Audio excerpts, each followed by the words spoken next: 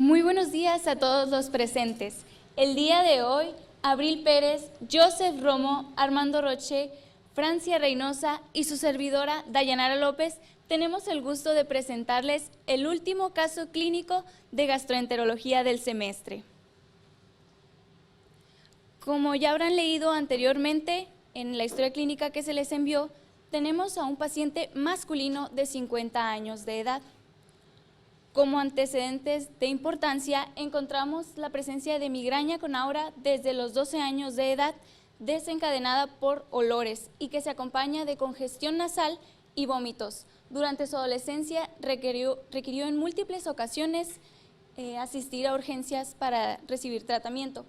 Y como manejo en casa, emplea el medicamento Bioelectro, el cual se compone de paracetamol, aspirina y cafeína, con una frecuencia de 2 veces por mes. También con dilomas hace 30 años, los cuales recibieron tratamiento farmacológico y no hubo recurrencia. El consumo de bromuro de pinaverio 1 vez al mes, esto por cenas laborales en las cuales a él le cae de peso la comida y pues él acostumbra a cenar ligero y para eso emplea el medicamento.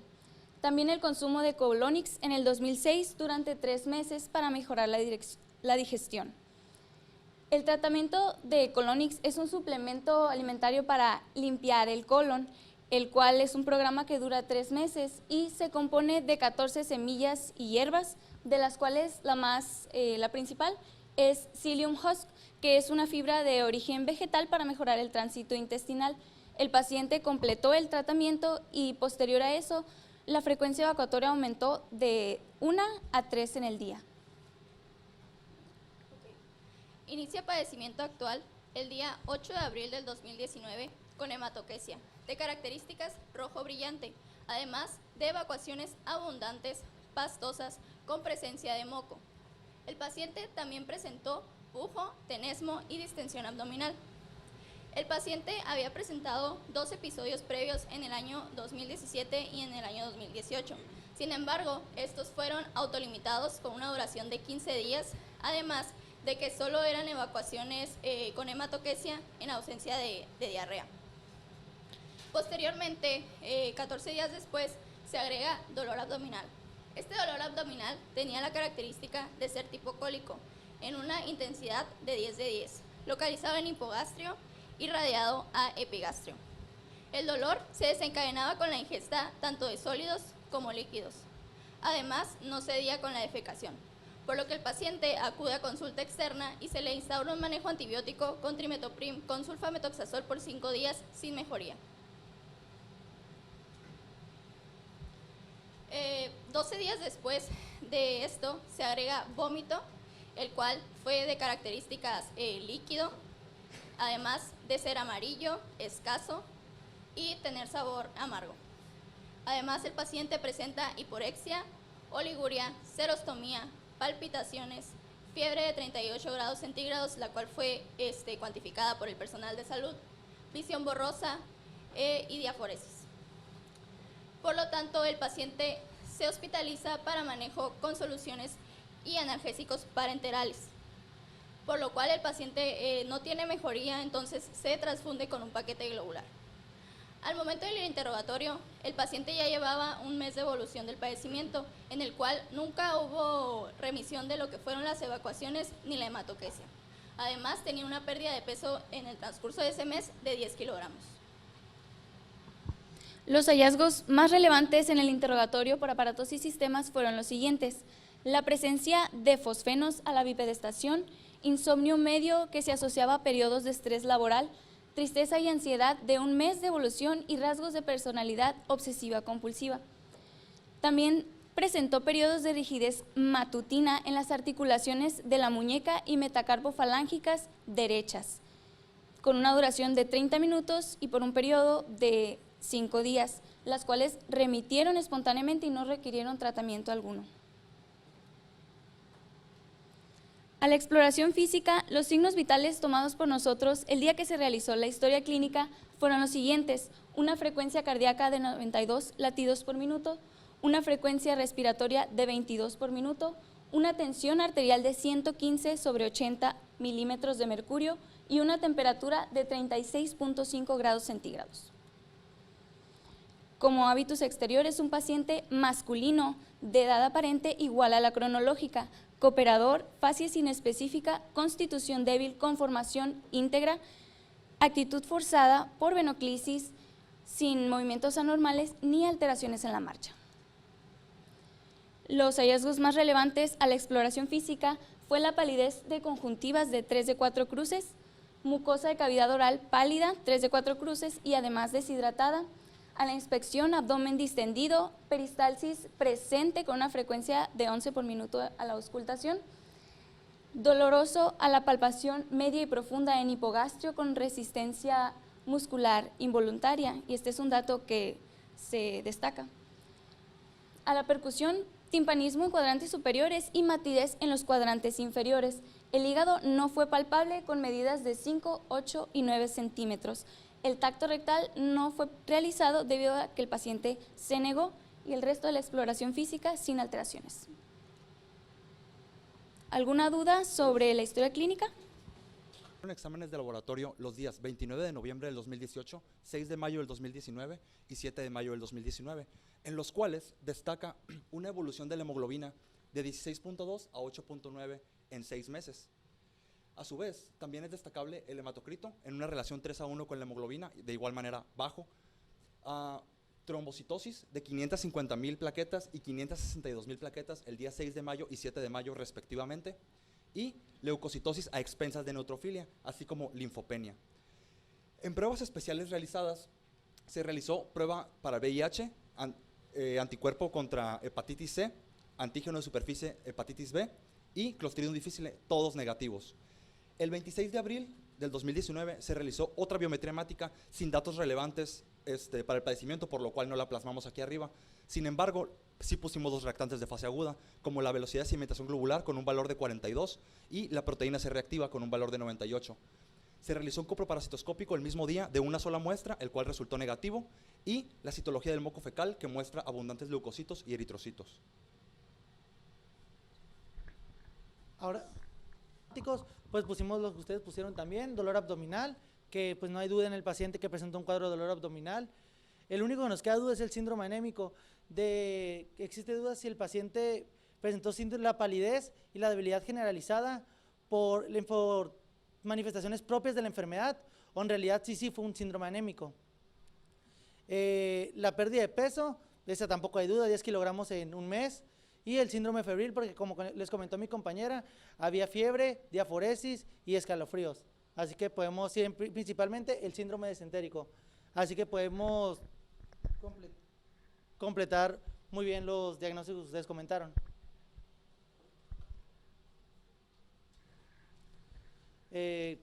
¿Alguien que se quiera ofrecer para el diagnóstico diferencial? Bueno, yo encontré que lo que más se concordaba al paciente era la enfermedad de Crohn, porque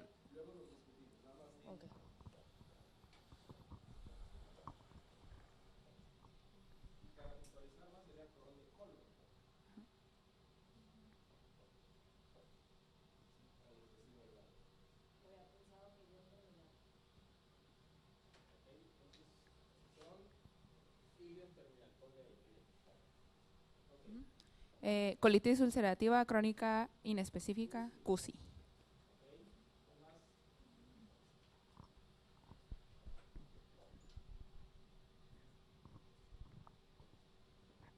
Cáncer de colon.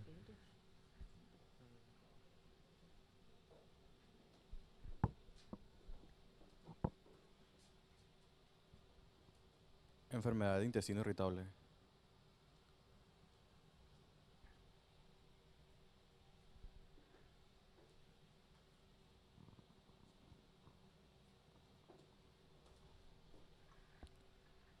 ¿Algún otro diagnóstico diferencial que quieran aportar?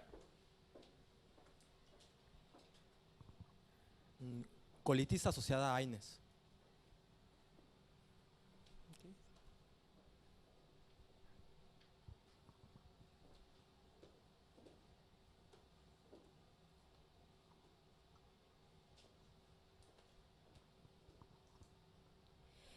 Pancreatitis crónica. y había pensado en alguna complicación que explicara el cuadro completo. También aquí. Ok, es una pseudoaneurisma.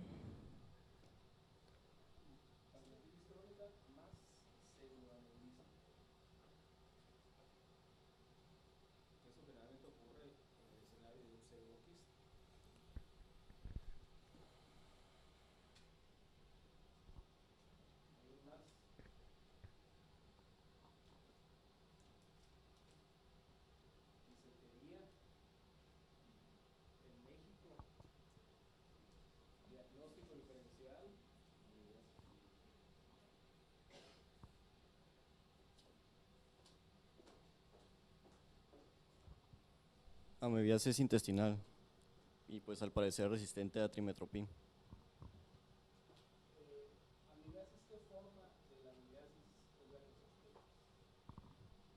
¿En qué sentido?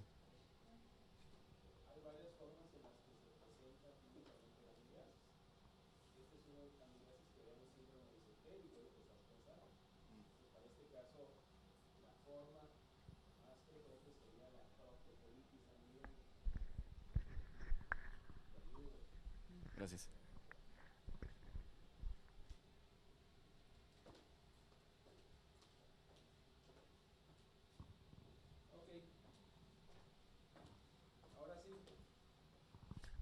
Ahora sí, a continuación vamos a hacer el análisis de cada una de las posibilidades diagnósticas.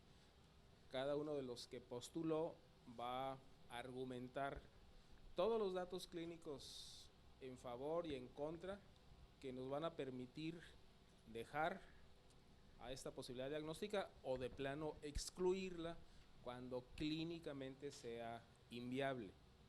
Empezamos por Nidia. Bueno, yo pensé en enfermedad de Crohn, de Ilion terminal, porque pues principalmente la enfermedad de Crohn puede llegar a presentar episodios años anteriores al episodio en donde se diagnostica. Entonces igual eso nos puede explicar los episodios que tuve 2017 y 2018 de hematoquesia. Igualmente pues presentan lo que es diarrea prolongada con o sin sangrado, presentan lo que es hematoquesia. Se puede llegar a presentar esteatorrea y dice que leí que pasaba cuando está afectado de 50 a 60 centímetros de Ilion terminal, que era que se podía ver lo que era la esteatorrea. Igualmente, pues las manifestaciones extraintestinales viene siendo lo que es la pérdida de peso, fiebre, fatiga, que era lo que pues tenía el paciente. Igualmente podría llegar a presentar artritis, que normalmente son articulaciones grandes y no concuerda tanto con la que presentaba el paciente, pero pues también podría ser. Y pues ya para finalizarlo, en los estudios laboratoriales, que el paciente presenta una anemia por deficiencia de hierro y el volumen de sedimentación globular elevado y la proteína C reactiva. Velocidad de sedimentación globular elevada y la proteína C reactiva elevada. Y pues igualmente también presentan, me faltó mencionar que también presentan el dolor abdominal tipo cólico, entonces pues por eso pensé que podía ser. Vamos ahora a preguntar a Roche, que es el representante del equipo, ¿qué opinas sobre la posibilidad de Crohn de Ilion terminal?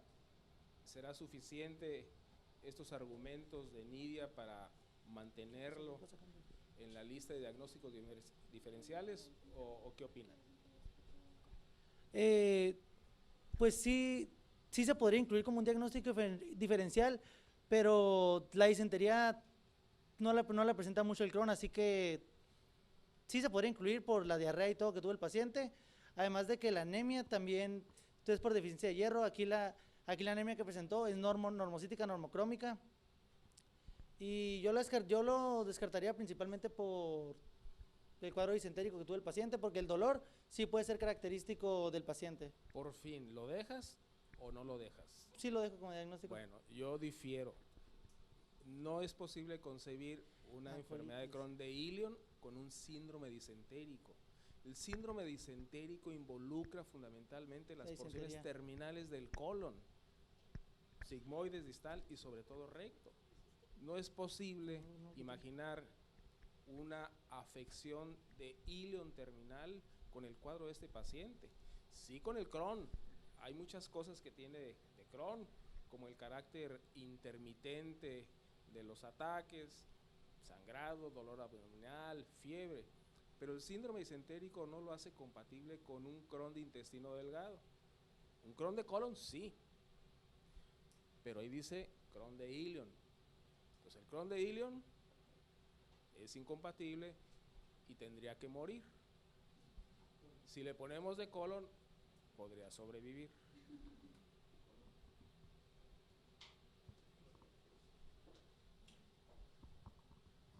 Ok, pues yo pensé, perdón, en CUSI, como pues es una enfermedad inflamatoria del intestino, porque el cuadro clásico es un síndrome disentérico con diarrea, con moco, sangre, pujo y tenesmo, que todo lo presentaba el paciente, dolor abdominal y fiebre, y algunas manifestaciones que también tuvo el paciente, como malestar general, fatiga, pérdida de peso. Algunos casos pueden presentar también náusea y vómito, aunque en menor porcentaje. Y pues esta enfermedad se caracteriza porque puede tener periodos de brotes y periodos asintomáticos, que yo lo relacioné con el inicio del paciente del 2017, periodo asintomático 2018 y este cuadro otra vez. En la bibliografía que revisé, la edad de aparición era entre la tercera y la quinta década de la vida, y el paciente, pues su primer brote, por así relacionarlo, fue en el 2017, entonces tenía 48 años, más o menos. Y aparte, yo pensé que pues era un CUSI grave por la cantidad de deposiciones del paciente, porque el dolor abdominal era muy intenso, mencionaron 10 de 10, y aparte porque se le agregó pérdida ponderal. Sí, el diagnóstico de CUSI sí podría ser, se queda. Cuenta con un cuadro disentérico completamente, y como ya mencionaste, las otras características del dolor abdominal también las tiene.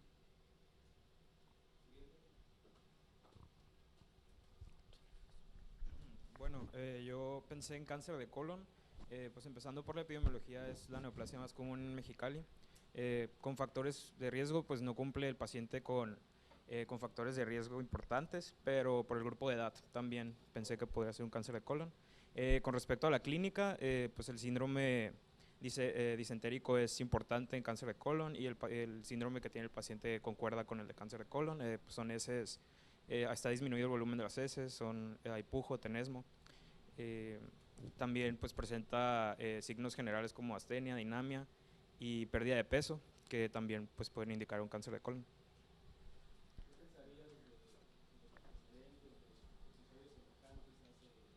Eso sería lo único que me orientaría que no fuera ese el diagnóstico, porque pues no esperaría que tuviera 3 años de evolución, 2 años de evolución.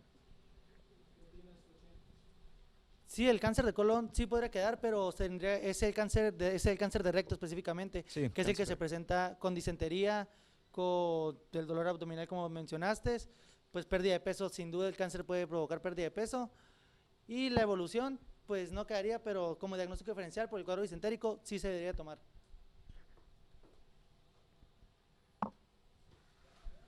Bueno, yo pensé como diagnóstico diferencial el síndrome de intestino irritable. Lo pensé como una de mis últimas opciones, pero debido a que son cuadros repetitivos del paciente y presentan diarreas que mejoran a la defecación, así como la presencia de moco en las diarreas que ha tenido, lo consideré como uno de los diagnósticos diferenciales, debido a que el paciente cuenta con la historia de antecedentes de esta, y así como que ha tenido episodios de remisión que se encuentran en periodos asintomáticos, y pues fue uno de mis diagnósticos diferenciales. También la distensión que presentaba el paciente se puede presentar en el síndrome de intestino irritable, así como el dolor abdominal generalizado. Sí, pues el síndrome de intestino irritable pues, se presenta con dolor abdominal, distensión abdominal, pero la diarrea que presenta el síndrome de intestino irritable no es disentérica, así que se descarta.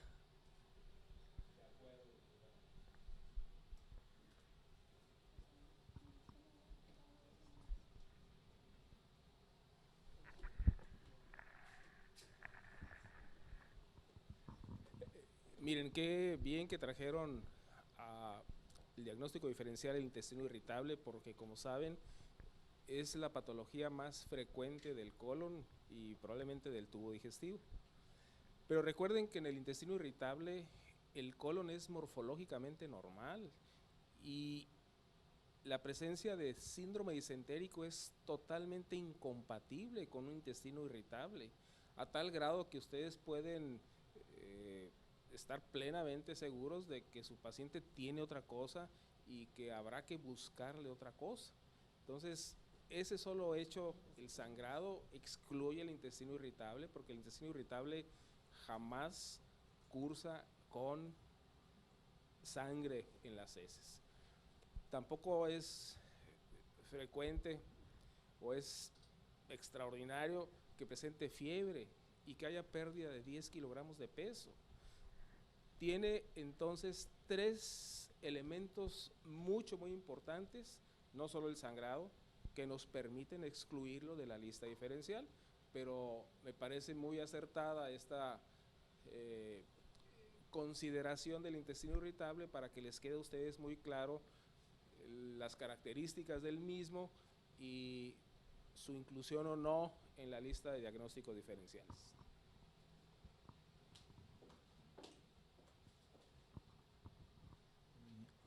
Ok, yo pensé en una colitis asociada a AINES, ya que el paciente refiere haber ingerido AINES desde la adolescencia, intermitentemente por sus cuadros migrañosos, que era el bioelectro. Si bien el AINE que consumía era ácido acetilsalicílico, no es como el número 1 asociado a esta enfermedad, sí está como en el top 5 o top 10 de los AINES asociados a enfermedad. No es una enfermedad muy común, más sin embargo, las características de la diarrea, el cuadro disentérico que se presenta puede ser compatible con una colitis ulcerosa asociada a AINES, que es pues prácticamente indistinguible la diarrea que se presenta similar a un CUSI, es muy similar. Y pues en este paciente presentando estas características clínicas y con el antecedente de AINES, por eso la tomé en consideración. Sí, sí presenta lo que dices, pero yo en lo personal, el paciente solo toma AINES una pastilla o 2 pastillas en 2 semanas, en un intervalo de 2 semanas. ¿Sí me di a entender? No toma frecuentemente todos los días, solo cada 2 semanas. Por eso, pero nos puede estar mintiendo, así que sí se podría considerar como un diagnóstico diferencial porque presenta cuadro disentérico, presenta todo. Sí se podría considerar, sí le dejaría, pero yo confío en el paciente.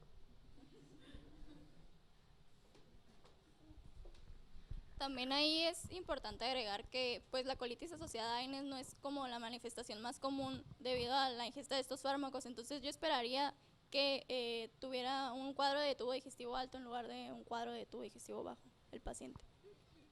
La enfermedad de tracto digestivo asociada a AINES puede tener sus manifestaciones en el tracto digestivo alto, pero igual intestino delgado, y además puede haber colopatía por AINES, es decir, cualquier parte del tracto digestivo puede estar involucrado en el daño por AINES. Sin embargo, este paciente tendría muchísimas cosas en contra para pensar en esta entidad, como es lo limitado de la ingesta, aunque como comenta Roché, pudiera mentir.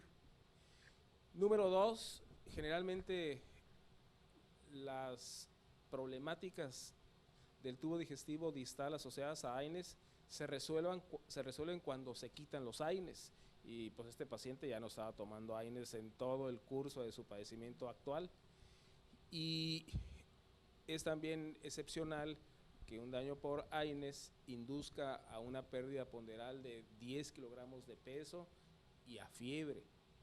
Entonces, tiene muchos datos en contra, tiene también pocos datos en favor, pero me parece que cuando se hace el balance, le alcanza apenas para permanecer en la lista de nuestros diagnósticos diferenciales, coincidiendo con nuestro experto Roché.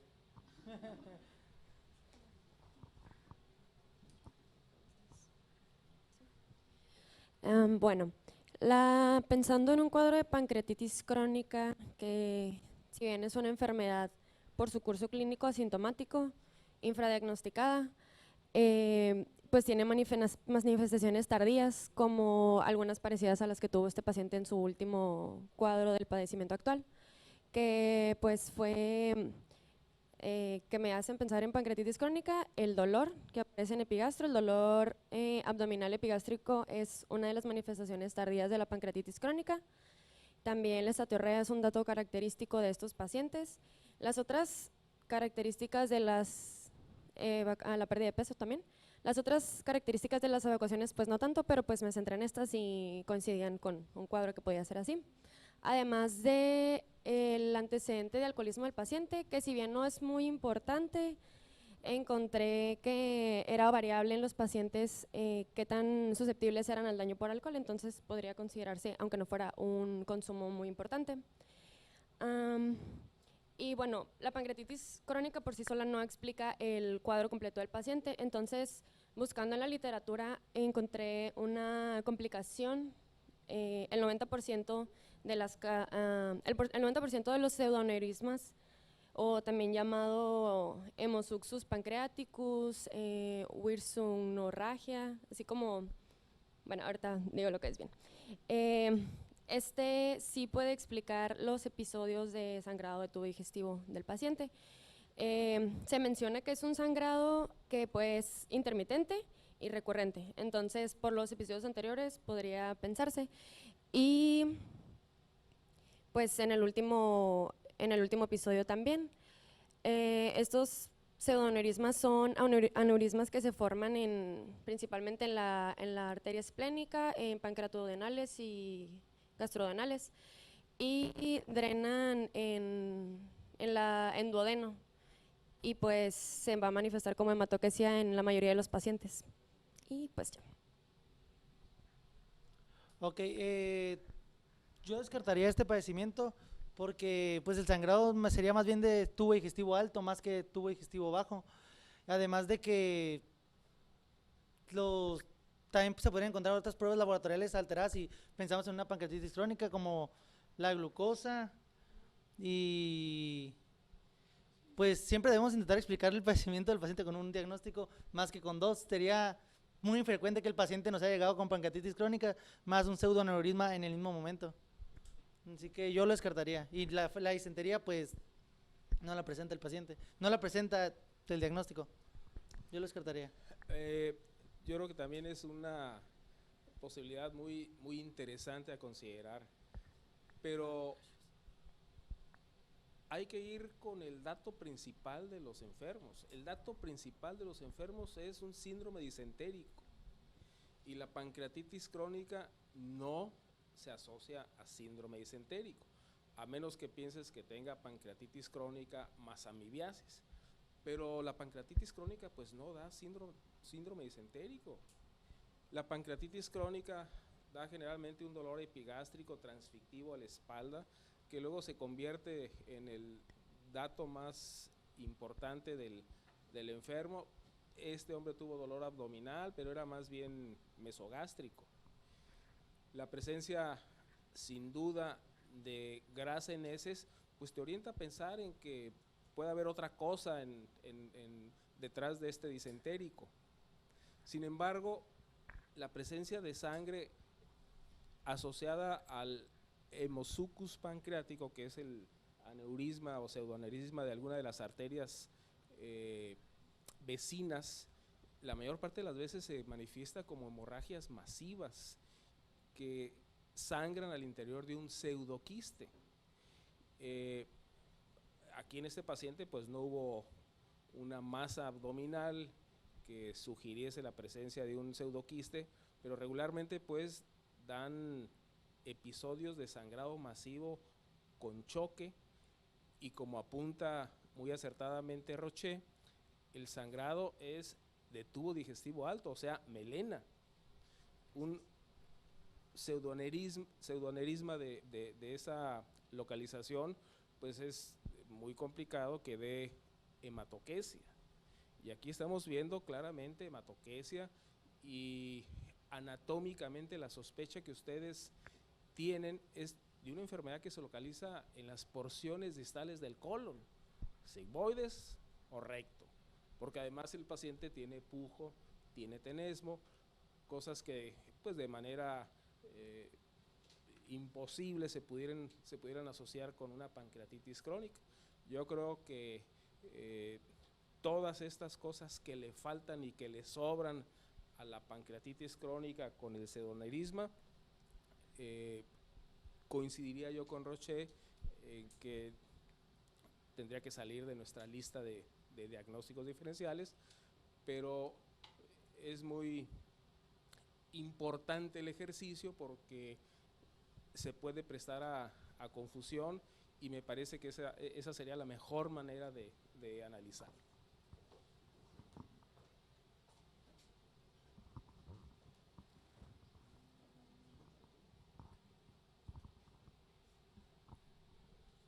Bueno, pues yo mencioné amebiasis intestinal, proctocolitis, y pues queda con el cuadro, hay diarrea, hay pujo, tenesmo, moco, sangre, además también puede haber dolor en el abdomen, y pues yo creo que lo más importante es la prevalencia en México, que pues todos tienen, hay una gran incidencia de amebiasis intestinal, entonces por eso lo mencioné.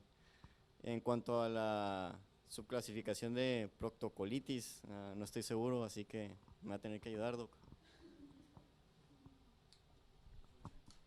Sí, el cuadro de amebiasis intestinal con proctocolitis se va a manifestar con todo lo que dijiste. Y aquí la diferencia sería del tiempo de evolución del paciente.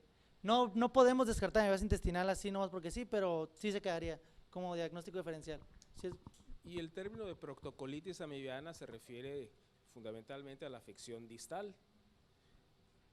La afección proctológica, que es la del recto, es la que te conduce a todos estos elementos clínicos de sangre, moco, pujo, tenesmo. Es precisamente esta presentación de la amebiasis intestinal la que más se parece al cuadro del enfermo, y en este país resultaría obligado considerar a esta parasitosis en el diagnóstico diferencial. Me parece muy acertado tu razonamiento y creo que debe quedarse.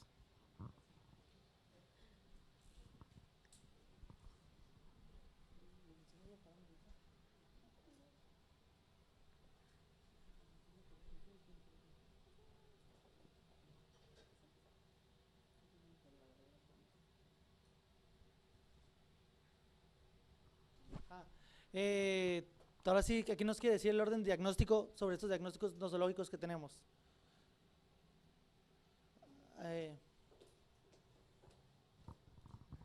Pues para mí sería 2, 7, 1, 3 y 5. Ok, Manuel Meda. Israel. Para mí sería 2, 1, 7, 5 y 3. Para mí sería 2, 1, 3, 7 y 5. Mike. 2, 1, 7, 3, 5. ¿Algún otro? Nidia. Sería 1, 2, 7, 3 y 5.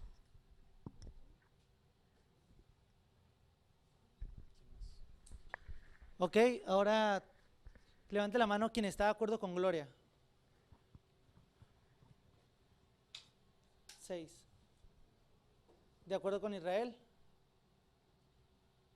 3. ¿De acuerdo con Yosel? 5. ¿Y de acuerdo con Miguel? 4.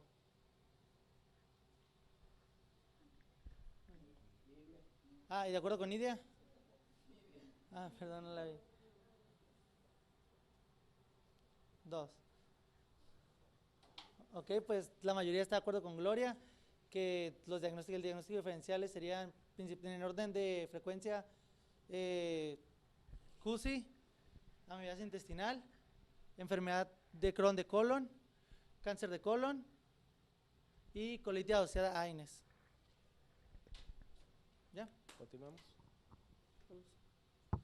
Ahora sí, para nuestros diagnósticos diferenciales, nosotros tomamos los parámetros de síndrome disentérico, pérdida de peso, dolor abdominal, distensión abdominal, fiebre de 38 grados centígrados y la evolución. Manejamos tres iconos que son una palomita grande que va a simbolizar 2 puntos, una palomita pequeña que simboliza 1 punto y una tachita que no quita puntos pero tampoco da. ¿Ok? Pues el principal diagnóstico diferencial que tenemos es amibiasis intestinal aguda, que se puede presentar principalmente proctocolitis, que se puede presentar con un síndrome disentérico tal como tenía el paciente. La pérdida de peso no es tan prominente en estos pacientes, pero sí pueden llegar a tener adelgazamiento, por lo que le pusimos una palomita pequeña. El dolor abdominal se puede presentar igual con las mismas características que el paciente. Y lo que respecta a la distensión abdominal y la fiebre, a ambos les pusimos una palomita pequeña porque en esta enfermedad no es tan frecuente la distensión abdominal ni la fiebre. Solo un 40% de los pacientes presentan fiebre. ¿Ok? Y en la evolución, la amibiasis intestinal aguda quedaría perfectamente con el cuadro actual del paciente.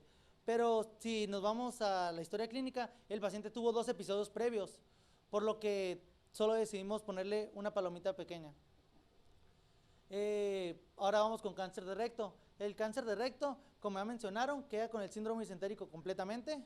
Pérdida de peso sin lugar a duda que pueden perder 10 kilogramos en un mes. Dolor abdominal de la misma manera. Aquí la diferencia es que los pacientes con cáncer de recto no presentan muy a menudo distensión abdominal. Si llegan a presentar distensión abdominal, se puede deber a una obstrucción intestinal, por lo que la diarrea no sería tan frecuente en estos pacientes. Y pues la fiebre también le pusimos una palomita pequeña, porque sí pueden llegar a presentar fiebre, pero tampoco es muy frecuente. Y pues lo que más lo va a descartar es el tiempo de evolución. El tiempo de evolución del cáncer de colon, si hubiera empezado desde hace 2 años y medio como inició el paciente ya estaría muy deteriorado.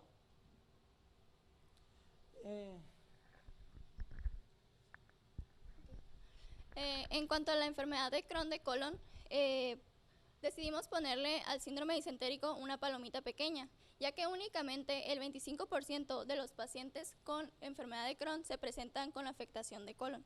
Entonces, también se menciona en la bibliografía que los pacientes que tienen enfermedad de Crohn de colon, la pérdida de peso, se decidió poner una palomita grande debido a que pues, es una enfermedad inflamatoria crónica y pues por supuesto que puede presentar la pérdida de peso igual que el paciente.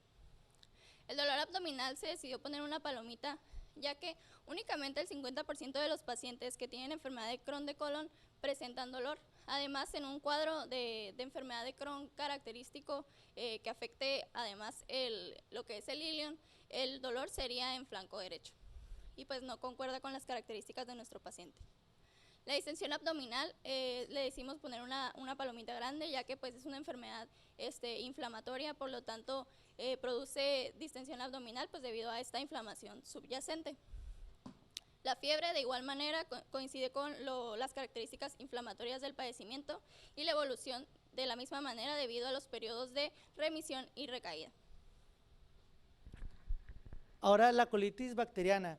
La colitis bacteriana es un diagnóstico diferencial que ustedes no pusieron, pues esta se puede presentar con el síndrome disentérico igual que nuestro paciente, por lo que le pusimos una palomita grande. Pérdida de peso, de igual manera sí pueden presentar adelgazamiento, pero normalmente no presentan una pérdida de peso tan significativa, por lo que decidimos ponerle una palomita pequeña. Dolor abdominal, se pueden presentar con características de dolor abdominal que concuerdan con las del paciente, por eso le pusimos palomita grande. Y lo que es la distensión abdominal, los pacientes con colitis bacteriana pueden presentar una distensión abdominal importante, por lo que la distensión abdominal se queda. En lo que respecta a la fiebre de los pacientes con colitis bacteriana por lo general es alta, es de arriba de 38.8 grados centígrados, por lo que decidimos ponerle una palomita pequeña, porque sí hay fiebre, pero por lo general es mucho más alta, no como la característica que presentaba el paciente. Y en la evolución, los los cuadros de colitis bacteriana por lo general suelen durar menos de 14 días y suelen no tener recurrencias, por lo que también decidimos ponerle únicamente una palomita pequeña. Ok. En cuanto pues a la colitis ulcerativa crónica inespecífica, decidimos poner una palomita grande, ya que se presenta característicamente por este síndrome disentérico. La pérdida de peso, de igual forma, al ser una enfermedad inflamatoria crónica, se puede presentar con pérdida de peso en los episodios de las recaídas, cuando pues son de manera grave, ¿no? El dolor abdominal, de igual manera, no es se maneja como que es difuso. El paciente realmente mencionaba que era en lo que es el hipogastrio, pero pues no lo descarta, entonces también le pusimos una palomita grande. La fiebre, de igual manera, por las características inflamatorias de la enfermedad y la evolución, al igual por los episodios de remisión y recaída. Y pues tuvimos un total de 9 puntos para amebiasis intestinal aguda, para cáncer de recto 8 puntos, enfermedad de Crohn 10 puntos, colitis bacteriana 9 puntos y CUSI 12 puntos. En cuanto a los exámenes de gabinete, tenemos un ultrasonido abdominal en el cual se realizó una endoscopia el día 7 de mayo del 2019. En el estudio endoscópico se logra identificar un cardias a 35 centímetros desde el arco dentario, desde la arcada dentaria, y por retroflexión logra identificarse una gran hernia, la cual se presenta de un color rosa pálido con un patrón vascular muy marcado que confluye, austriaciones también bien marcadas y delimitadas y un reflejo a la luz endoscópica en la mucosa. También cabe destacar la ausencia de eritema, edema, erosiones o ulceraciones en la mucosa, lo cual lo va a describir como una colonoscopia de características normales sin hallazgos patológicos. Se realizó una colonoscopia el día 7 de mayo del 2019, en la cual se denota un eritema generalizado en toda la extensión de la mucosa, así como edema, granulaciones, erosiones y úlceras como esta que se presenta aquí. Las más pequeñas son erosiones. Además de esto, friabilidad de la mucosa, sangrado espontáneo, así como atenuación, disminución o incluso pérdida de las austriaciones. Cabe destacar que estas características se encuentran desde el recto hasta el ciego, sin áreas de mucosa sana en el trayecto. En esta imagen, la biopsia que se toma es de colon transverso. Sin embargo, se tomaron biopsias de a lo largo de todo el intestino, tanto descendente como ascendente.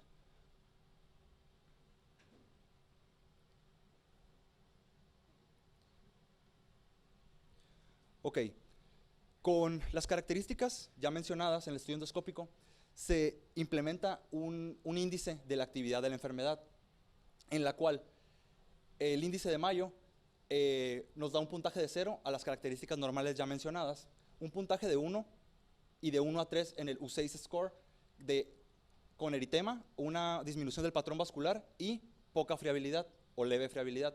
Una puntuación de 2 o de 4 a 6 en U6 con eritema marcado y ausencia del patrón vascular, friabilidad y erosiones. Y un Mayo score de 3 o 7 a 8 en U6 score con sangrado espontáneo y ulceración. El diagnóstico endoscópico es de colitis ulcerativa en fase activa, presuntivo. Vamos a continuar con el histopatológico, en el cual, para poderlo entender mejor, vamos a presentar primero lo que es la histología normal del colon. Aquí tenemos dos cortes, este longitudinal, el otro transversal. Aquí podemos apreciar dos de las capas de la pared colónica, lo que es la mucosa y lo que es la submucosa. Aquí en la parte mucosa tenemos las células cilíndricas del epitelio y hacia la lámina propia, que es toda esta área, lo que son las criptas o glándulas de Lieberkühn, que están pues repletas de células caliciformes, las cuales producen mucina y la liberan a la luz de las glándulas para pues mantener el colon sano. En la parte inferior tenemos lo que es la muscular de la mucosa y siguiendo ahí comienza lo que es la submucosa. En la submucosa se encuentra tejido conectivo con fibroblastos, los vasos sanguíneos, también se encuentra el plexo nervioso y los vasos linfáticos.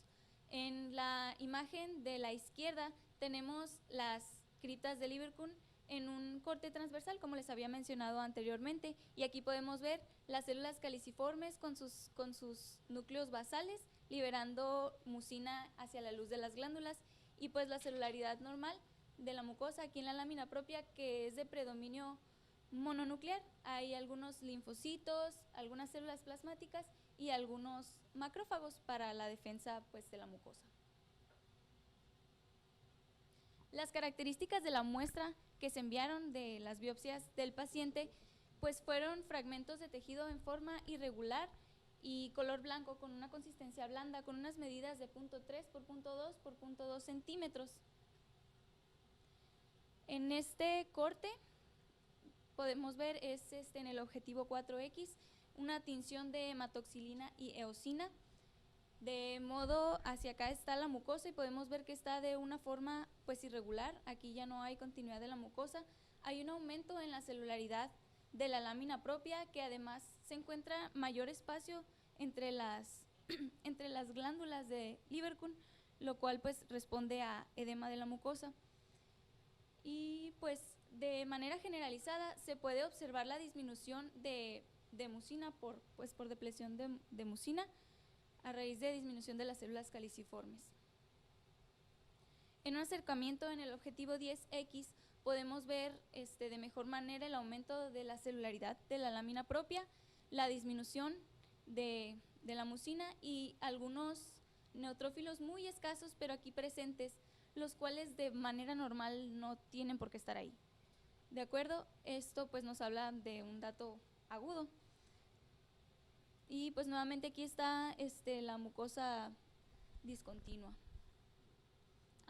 Y también se pueden apreciar lo que son el infiltrado linfoplasmocitario, es decir, pues muchas células plasmáticas que son células con su núcleo basófilo y su citoplasma eosinófilo. Son un poco más grandes que los linfocitos en cuanto a la cantidad de citoplasma que tienen.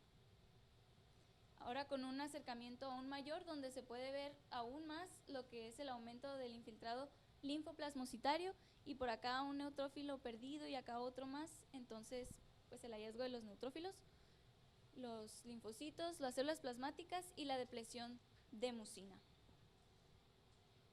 La descripción, la interpretación del histopatológico, pues lo más relevante fue el hallazgo de criptas y glándulas con trayectos un poco irregulares, disminución en la concentración de moco que se había mencionado, la lámina propia con un incremento en la celularidad del infiltrado linfoplasmocitario y escasos neutrófilos. No se encontró criptitis, no se documentó abscesos criptales ni células neoplásicas malignas.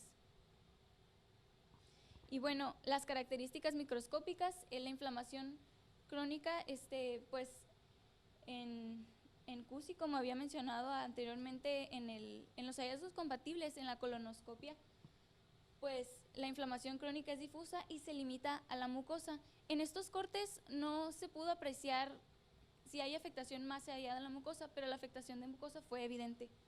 Y bueno, en un 21% de los pacientes puede haber inflamación en parches, es decir, que en algunas zonas la histopatología se encuentra activa y en otras no activa, y los estadios de actividad son pues la activa que les mencionaba, que es la asociada a los neutrófilos, los abscesos de criptas, inactiva, y la quiescente, que esta ya es cuando hay una atrofia de la mucosa colónica. El diagnóstico histológico pues fue inflamación crónica inespecífica inactiva debido a la escasez de neutrófilos. Y bueno, finalmente integrando todo lo que es pues los hallazgos clínicos, los hallazgos en la colonoscopia y pues el hallazgo histopatológico, se llegó al diagnóstico nosológico definitivo de colitis ulcerativa crónica inespecífica o CUSI.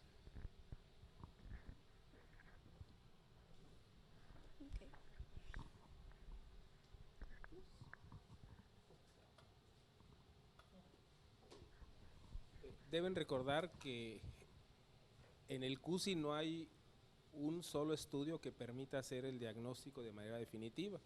Es necesario emplear los datos clínicos, los datos de hallazgos endoscópicos, los estudios histopatológicos, y también se puede incluir la respuesta al tratamiento. Entonces no hay una sola prueba que pueda decirnos con total certeza, como en un cáncer, por ejemplo, el diagnóstico del CUSI.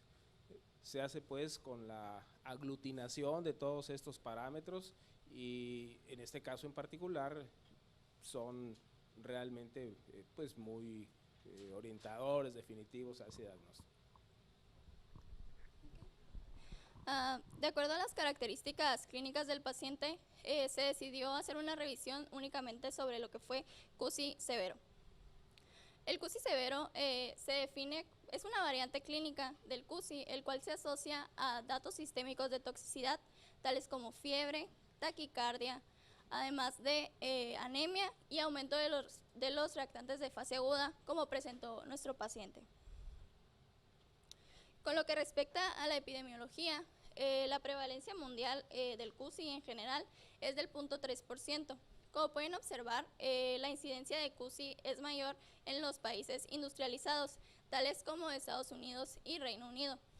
Dentro del tratamiento, tenemos que el Colegio Americano de Gastroenterología sugiere que en un paciente que tiene un grado de actividad de severo a fulminante de cualquier extensión, debe de ser hospitalizado y se le inicia tratamiento con esteroides por vía intravenosa por 3 a 5 días, donde el que más recomiendan las guías es la metilprednisolona 40 a 60 miligramos en infusión continua o en 3 a 4 dosis. Si el paciente con este tratamiento entra en remisión, la cual, de acuerdo a la escala Mayo, se considera un paciente que tiene evacuaciones de consistencia sólida, sin sangre, sin urgencia defecatoria, con una velocidad de sedimentación y hemoglobina normal y una escala endoscópica Mayo con un puntaje de 0 a 1, como ya mencionó Joseph. Si el paciente tiene estos criterios, se considera que entró en remisión y se cambia el tratamiento de esteroides a azatioprina, ya que los esteroides no están indicados para la terapia de mantenimiento de este tipo de pacientes. Si el paciente no entra en remisión, como sucede en 30 a 40% de los pacientes, el médico, de acuerdo a las características específicas de cada paciente, debe considerar sugerir una colectomía o iniciar tratamiento con un inmunosupresor o biológico, ya sea ciclosporina, infliximab, vedolizumab, tofacitinib, esto por 3 a 5 días, donde si entra en remisión, estos medicamentos se pueden continuar en la dosis de mantenimiento. Pero si no sucede esto, se sugiere una colectomía.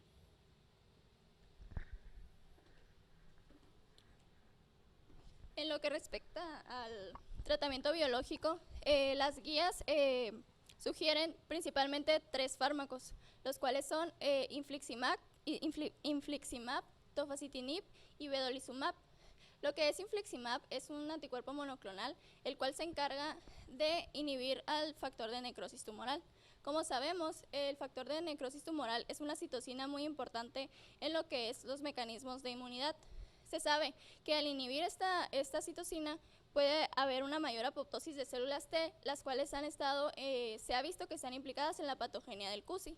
Además de un aumento en la expansión, una expansión en lo que son los linfocitos T reguladores que ayudan pues a amortiguar el daño por linfocitos T.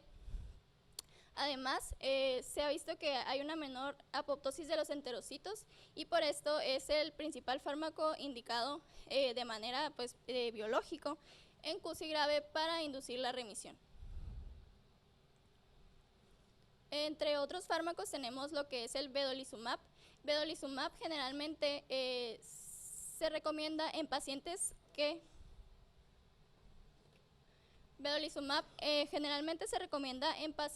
que tuvieron falla terapéutica a los anti-TNF.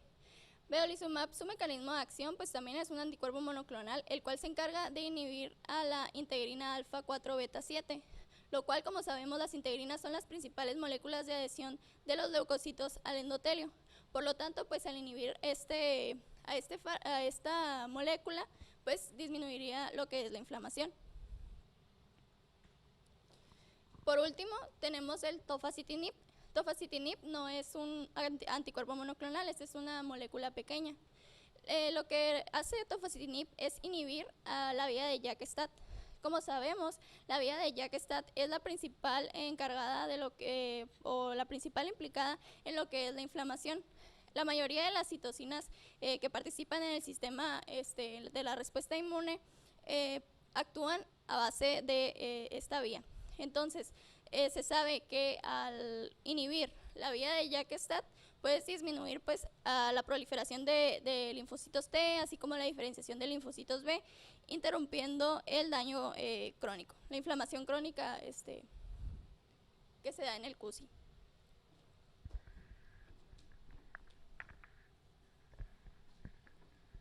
Bien, antes de finalizar nos gustaría hacer algunos agradecimientos especiales a aquellos que nos apoyaron durante la búsqueda del caso, la documentación, el seguimiento, la preparación y el asesoramiento de este caso, principalmente al doctor José Manuel Avendaño, al doctor Gabriel Corona, al doctor Camacho, al doctor González Altamirano, al doctor Guillermo Grijalva, a la doctora Marely Méndez, a la doctora Yolanda Velázquez, al doctor Leo Peterson y al MIP Jesús Rodríguez. Por nuestra parte ha sido todo, les agradecemos mucho su atención, que tengan unas excelentes vacaciones.